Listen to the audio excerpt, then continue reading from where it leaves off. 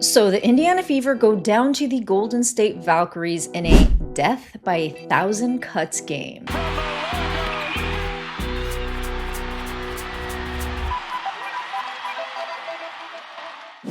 Okay, so Caitlin Clark and the Indiana Fever, but Caitlin Clark especially, she had a stinker. And yeah, everyone is actually crashing out over this, but this is going to happen. The Indiana Fever are going to have stinkers. I didn't exactly expect this coming from the Golden State Valkyries, which is a team that has a lot of their great players overseas over at Eurobasket, including Julie Van Loo, Janelle Salon, who is a big scorer for them, Temi, who has really anchored the team and stepped it up since she seems to be fully recovered from her injuries. And remember, last season, she got injured twice in the season, so she wasn't really able to fully express herself and fully be like the on-court gazelle that, she is known for and is absolutely proving this season. And though I initially didn't think of this Golden State Valkyries team as the Golden State Valkyries that I have been watching all season long and am absolutely impressed by, the Golden State Valkyries have this momentum where they start a game,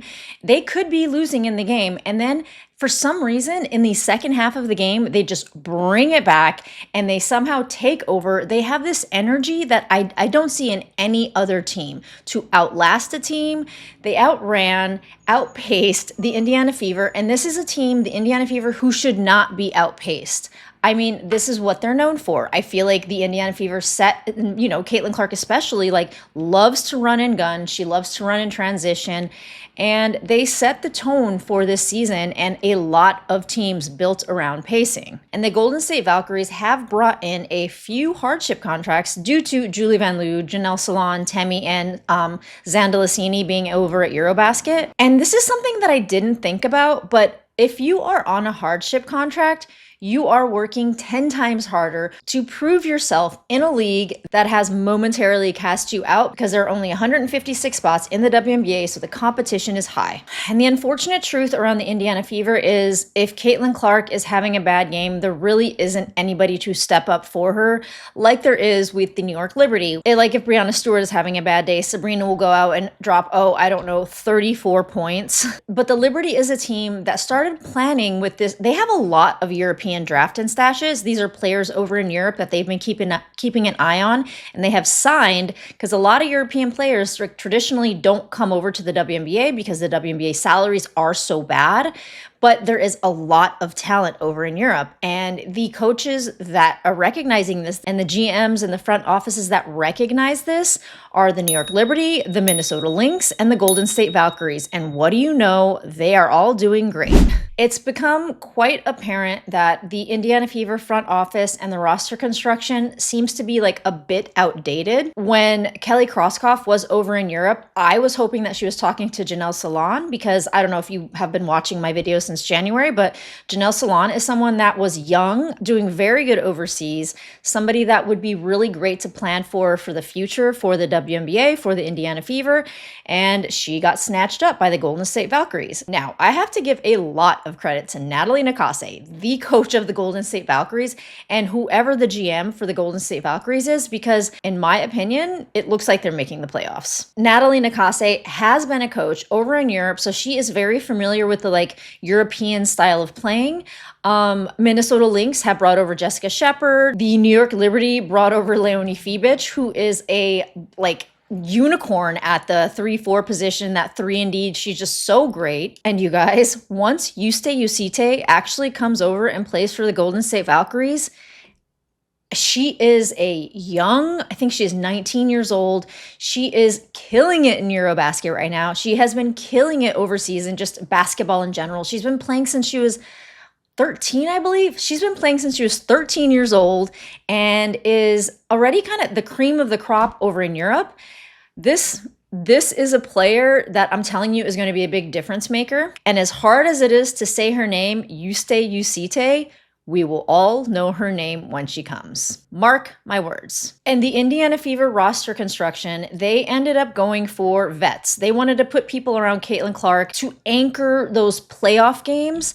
And I think that there is merit to that idea, but I think the thought is too far ahead in the future because they can't run. And I'm sorry to say this, but Natasha Howard, I think she had a great game 2 games ago, and she is definitely an upgrade from Nalissa Smith. She is not a bad player. Please don't take what I'm saying in that way, but I just don't think she fits the system for the Indiana Fever. They were slow yesterday. They were not keeping up with the Golden State Valkyries, a team built of 6th women and a whole bunch of European players. And I really don't know what's going on with Duana Bonner. I really do hope she's okay. So this is just purely basketball talk, but she doesn't seem to be fitting into the system either. And the reason I'm saying this is because I watch her run. She does not get down the court fast. And that is something that is just a fundamental difference to what the Indiana Fever want to be doing. She has been great defensively. Last season, she was a sniper. This season, I think she's very in her head. She's kind of understanding and trying to keep up with like the young guns. And it's not traditional to how she plays basketball. So she is having a bit of a hard time. Again, I do hope she's okay. I would like to see her back with the team. I think there is a little bit of time for them to still come together. I mean, as far as Stephanie White was talking about, she wants this team to be like anchored and gelled and chemistry set by All-Star, and there is still some time. But the Valkyries, they were Caitlin Clark stoppers. They were like not giving her an inch to move, an inch to get off a shot. So she was forcing up a lot of shots. And there's a lot of debate about getting Caitlin Clark the final clutch shot in the final moment to bring this team back. But I watch basketball purely intuitively, and I was doing a live last night, and everyone was saying you need to get Caitlin Clark the ball at the end of that game. And I said, this is not her night. This is not her night to come in clutch. They tried it and it did not work.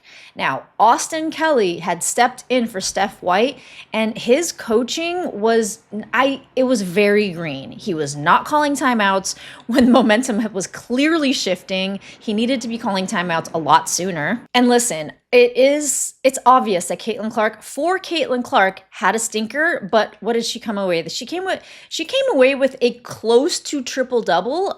If you think about it, 11 points, 9 assists, and 7 rebounds. For the average player, that is a decent game. For Caitlin Clark, this was not a good game. She was just bricking and bricking and bricking. They were not leaving her open. Again, credit to Natalie Nakase because they stopped Caitlin Clark. She did not hit 1 3-point shot out of 7 attempts. And what was her field goal percentage in total? She was 3 for 14. Again, wow, she was a -10 on the court. That is pretty crazy for Caitlin Clark. I mean, honestly, though, outside of Aaliyah Boston and Natasha Howard did pretty decent. Again, I still don't think Natasha Howard fits into the system, but Natasha Howard came away with 13 points. Aaliyah Boston, she did really well, but she didn't do as well as she could have. She came away with 17 points, 12 rebounds. She was in for 30 minutes. And one of the things that I noticed is that Austin Kelly sat Aaliyah Boston for way too long. Aaliyah Boston and Caitlin Clark at the same time. They were ahead. As soon as he sat Caitlin Clark and Aaliyah Boston for, again, an extended period of time, Aaliyah Boston was not in foul trouble. She had only 2 fouls. That is when the lead and the momentum completely shifted towards the Valkyries. Now, if I'm being completely honest, I was pretty surprised at the eye test at how much the Indiana Fever were ahead to the Valkyries, but taking Caitlin Clark, taking Aaliyah Boston out for as many minutes as he did, I think really shifted the momentum. Lexi Hull, who is doing so good at the 3-point line this season, she kept passing up open looks. I don't know what that was about. Kelsey Mitchell went 1 for 5 at the 3, which is not great, but she went 6 for 11 in total, so she was driving into the paint and doing things. She was garnering a few fouls, but this game was not about the fouls. Were there some fouls that should have been called? I definitely think there were, but this game was not lost at the hand of the referees. That being said, the Indiana Fever were at the free throw line 12 times compared to 27 for the Golden State Valkyries, but again, I didn't see like the biggest disparity there as far as it taking over in the game. What I saw the Indiana Fever outplayed, out-hustled, and I gotta say, the Golden State Valkyries home court, they are definitely their 6th man.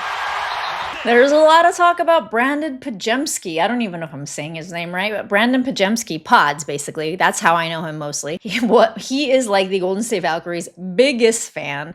Definitely trolling Caitlin Clark all game. But someone that I kind of expected to possibly show up to the game, Steph Curry, didn't show up. But I tell you guys, I really do like this Golden State Valkyries team. I did not love the win especially, but I have to just call it like I see it. Kayla Thornton, she was, I think, the player of the week last week. She was so dominant. She came away with 16 points for the evening.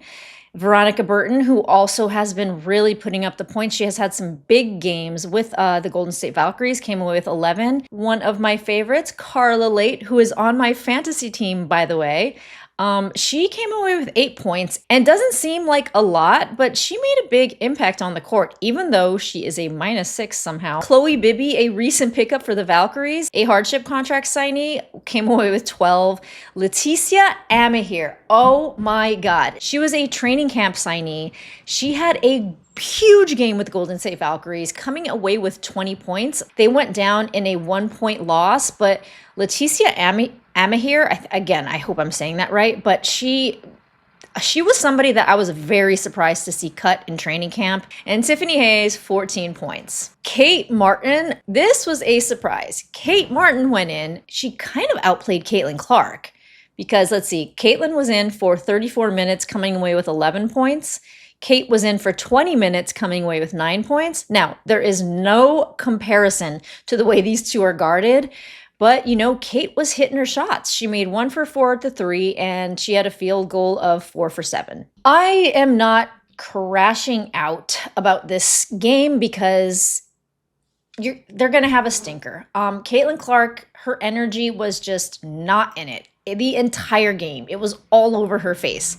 There's a lot of people saying that maybe Kate Martin like slipped or something or got her too drunk the night before because they did go out to dinner in San Francisco the night before. I don't think that there's any merit to that. But this being their first game out of a 5-game and 8-day stretch, I think that they're definitely going to need to get it together because I would not have expected this type of energy in the first game. Now, mind you, they were traveling and it was a lot later for them like in their biological time clocks because the Indiana Fever are in a different time zone. This game was very late for me. It was a 10 o'clock game in the evening, and that I think is the same time zone that the Indiana Fever play in. So that might have a little bit to do with it. Their coach Stephanie White was out, might have a little bit / a lot to do with it because it kind of showed Austin Kelly not being a head coach. It definitely showed in the way he was rotating players in and out, in the lack of timeouts he was calling. But I'm telling you, I've never really, I mentioned this in my last video, but I've never really seen a team deal with this much adversity in such a short period of time, whether it's, you know, allegations of racist like involvement from the crowd from their first really big win to their star player, Caitlin Clark, going out twice, to their X Factor player, Sophie Cunningham, also going out twice, to their backup point guard, Sydney Colson, also going out.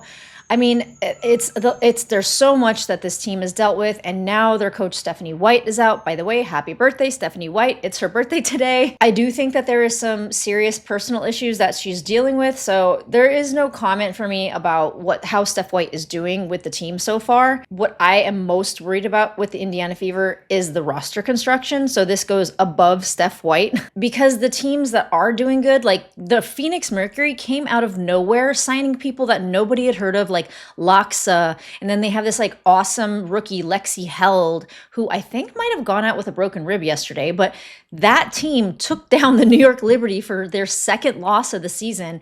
And when I was looking at the stats and I watched the last quarter of the New York Liberty game, it was the lack of 3-point shooting, and they were also out hustled and outran. The Mercury like to play 5 out, and I mean, this is the modern style of basketball, and I don't know if Steph White is completely in tune with the modern style of basketball. I would assume she is. Like, she knows a lot more about basketball than I do, and I see this trend happening. Hopefully, that is the direction that the Indiana Fever are going in. 5 out, small ball, run and gun, fast-paced, up-tempo, because that's what everyone else is doing, and the next step is Indiana Fever, go to Europe, check out who's out there who hasn't been taken already by the Valkyries, who isn't already a draft and stash for the New York Liberty, and who the Minnesota Lynx don't have their eye on. There definitely should be a big mid-season move, and I think the way that the Indiana Fever have been playing, I do think that they need to be cutthroat. I think that something big needs to happen.